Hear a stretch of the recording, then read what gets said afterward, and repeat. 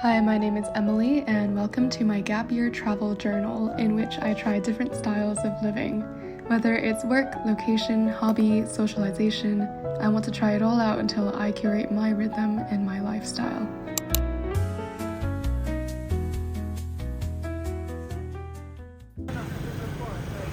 So I've decided that I'm going to bring back the voiceovers because I'm a little too lazy to type out the captions for all these videos, but my trip in Vietnam started in Hanoi and it was my first time going to Vietnam, so I was super excited, and mostly I just wanted the opportunity to go to a country in the Southeast Asian region because I've been so lucky to travel before and most of it's been in East Asia, and I could feel that there were some pretty big differences, but also a lot of similarities, especially given that Vietnamese culture has been kind of mingling with the southern Chinese culture for a long time. So I got to try the notorious egg coffee, and the start of this trip was with like a cohort of people from a conference, so mostly I was spending all day indoors in like a hotel, but there were brief snatches where we went outside and they took us to this Fujianese temple, which used to be like a Chinese medicine and cultural gathering center. And then my sister and I also went to Cafe Jiang, which was highly reviewed on Google Maps, which is how I find like everything, but not worth the hype in my experience. I feel like inside kind of smelled like body odor just because of all of the tourists, so that was very off-putting, but all of my future experiences in Vietnam were top-notch, especially regarding the coffee culture, so that was just a one-off. But then I got my nails done and I just let myself splurge a lot because before I was keeping my nails short for jiu-jitsu when I was back home and I didn't want to scratch people, but now that I'm traveling and not doing jiu-jitsu, it's a good opportunity to let my nails grow out. The next day we went to a couple different places. This was still with someone from Ho Chi Minh City, so she was just finding some places on Google Maps as well, and this is where I got to try my first café fin. And that's basically just a filter coffee. So you drip it down and it's super concentrated, and then you pour it over ice if you're getting it cold. And the scenery was beautiful, like the wind was blowing wonderfully from the windows, so I highly recommend sitting on the top floor there. And then after we had that beautiful coffee, we went to the Temple of Literature, which I believe was the first ever university in Vietnam.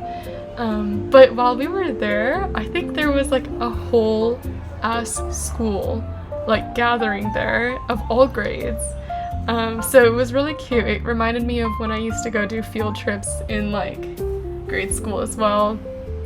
And then this day was basically just all of the treatments, so I got my scalp looked at, and to nobody's surprise I have dry skin, and so my scalp was also dry as hell, and I felt so bad for them, like just cleaning through all of my dandruff, but after, it was so clean and silky feeling.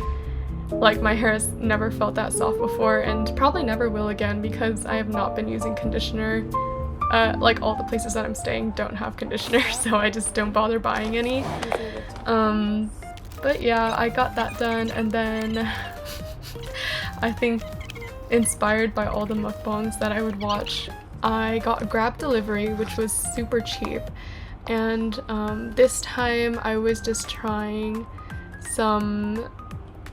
there's like a healthy tab on Grab Food, which is like the equivalent of Uber Eats or like DoorDash in the States, and it came super fast, and it was like this tomato tofu broth, and I got a side of this tofu like pancake, and the whole time I was just thinking to myself how easy it would be to be vegetarian if I lived in Vietnam, because the flavors, like I keep talking about the herbs and the mint and the coriander, which I learned from my travel buddy Joyce that is the same as cilantro.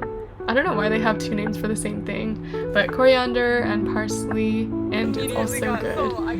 And then the next day with my sister, I got super scammed by the lady. She jumped me Like, I literally walked out of the hotel that I booked, and she, in her pushing cart glory, jumped me, and like, I just held out my hand stupidly, and she put that fried dough ball in my hand, and then it was too late.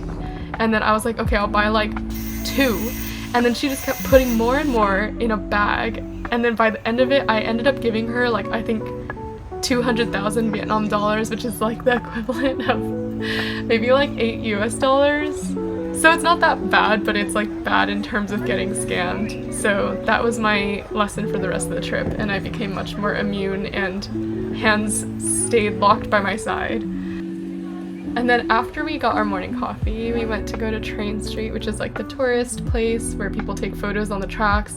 And then we got some super healthy Vietnamese food in a restaurant that had AC, because walking around there's like a ton of amazing like food stalls on the street.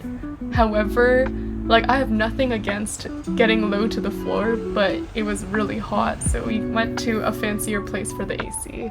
And then we went to the Women's Museum, which was really beautiful, and I think that they knew what they were doing, because the first floor they put like all of these love letters between these 2 people during like the communist revolution and the Vietnam War. So yeah, they knew what they were doing putting that on the first floor, because then it captured the attention of all the romantics and softened their hearts for all the different like communist infused displays in the museum. And not saying that everything was like blatantly propaganda or anything, but you can see that like a lot of the communist values of like family values and even a little bit of Confucianism, and also like this thing of collective well-being and mobilization, they were all very apparent in the museum. So like, again, this image of love was pervasive even throughout like the whole history of like the country being torn up by the US. Afterwards, we went to a Wild Coffee, which I also found on Google Maps through high reviews, and it was so beautiful. Like, the one thing I will say is that I feel like a lot of stores in Vietnam are like, especially in Hanoi, are kind of like new. So while we were up there gabbing, the store owner was like taking videos of us and other people in the store, I think to like promote the store, which is smart, because I'm sure there's a lot of people like me who are just looking at Google Maps. But then my sister left me to go back to the hotel first, and I took such a beautiful walk around the Hong Kim Lake, and the sky was beautiful, and everybody was kind of out, and just like the streets were closed to cars so they could walk in the middle of the road. And then little kids were like blowing bubbles and running around everywhere, and in their tiny miniature motorized vehicles just like going around on the street, so that was really cute.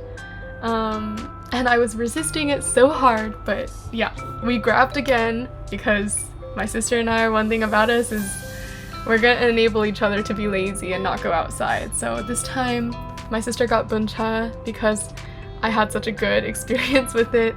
It's like this sweet and tangy but also savory soup, like broth, and then the vermicelli noodle is just like rice noodle, and then there's like beef that's ground and wrapped in perilla leaf, I believe, and when you dip it into the soup, it's so good. I think it's much better than pho is how I used to pronounce it, but later I learned I think it's like pho. I'm gonna sound like a clown saying that back in the States, so I think I'll just keep saying pho in the States, but now I know it's like pronounced differently.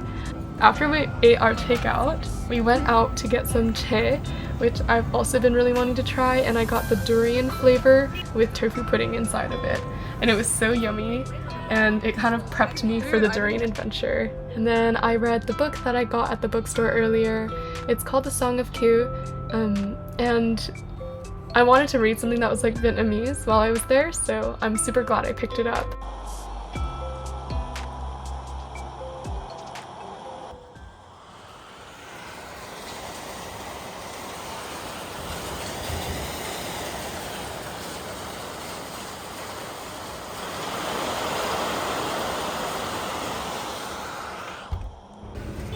That night, I woke up several times to the sound of thunder and the rain pounding onto the roof. of like the neighboring building.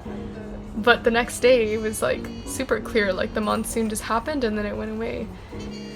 But we went to this cafe afterwards and I was super excited to get my fix for the day.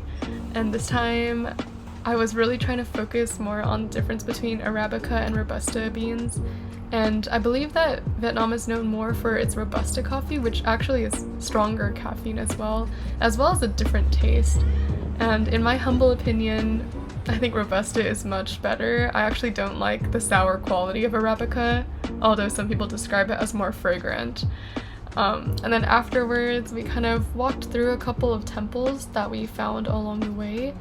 And then I went into the store, allured by this very rotund and shapely cat. He was super chill. I like walked pretty close to it, didn't try to touch it, but the cat lured me in to buy a shirt, which I am now wearing as I'm recording audio for this video. And the lady was so sweet. And then at the next place, I got more bun cha. And then I also tried bun xiao. So it's like kind of a crispy pancake with seafood inside of it. And then the person was showing us how to wrap it. Okay. I think this is a good time to say that Hanoi in northern Vietnam is a super different vibe from southern Vietnam, like Ho Chi Minh City. So that could be felt in terms of most of the government headquarters being in the north. And honestly, it's much less developed compared to the south. So the sidewalks were a little bit more bumpy, streets were narrower, people were kind of washing their things on the sides of the streets. So sometimes walking around at night felt a little bit more like I was glad to be there with someone else, which was not really the case when I was in Hoi An or in Ho Chi Minh. After that, we went to the temple that was in the middle of the lake. We saw these funny turtles that apparently are like, if you see it, it's lucky and will help you with longevity. And then we rested in the hotel and went out again from the old quarter where we were staying to a quieter street. Stuff from these sandwiches. We saw this wonderful dancing to the most like zesty music and these dogs just walking around. Like, I don't know whose dogs these are, but they seem really chill and the locals are all just getting their nightly exercise. And now that I'm in such a hot place, I know why people are exercising at dawn and dusk. Like, I can't imagine trying to do that while it's like the sun is beating down on you. And then I got a matcha coconut, and it was super good actually. And then Highlander, I realized, is kind of like the Starbucks of Vietnam. It's everywhere.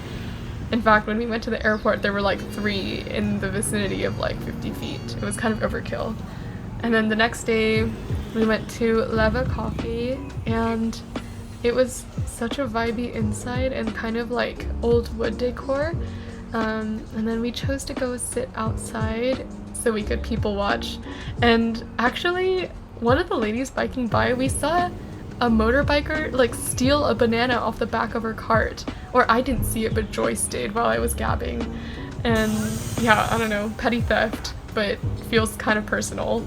And then we found this food stall. This is probably the most like stall-y of places that we ate at.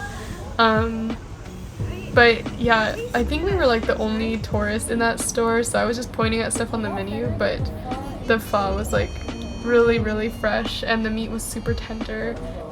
Yeah, think about the pho that we had at Le Quay. Yeah, I was thinking about that. The hotel staff was really sweet and they stood out on the street with us to make sure that our taxi was there correctly.